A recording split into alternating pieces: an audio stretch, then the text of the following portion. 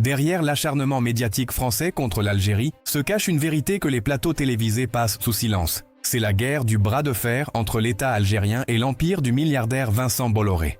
Pendant des années, le groupe Bolloré a étendu ses tentacules sur l'économie nationale, générant des profits colossaux dépassant les 400 millions de dollars par an. Publicité, mobilier urbain, services de nettoyage. Des sommes astronomiques étaient transférées en devises vers Paris sans aucune entrave. Mais l'équation a radicalement changé. Par une décision souveraine et ferme du président Abdelmadjid Tebboune, et avec le soutien indéfectible de l'institution militaire et des appareils de l'État, l'ère de la rente a pris fin. Les institutions de l'État se sont mobilisées pour assécher les sources de ce pillage, mettant un terme au contrat de ces sociétés qui saignaient le trésor public sous couvert d'investissement. Cette position courageuse des institutions de l'État est ce qui a fait perdre la tête à la machine médiatique de Bolloré, avec en tête la chaîne CNews.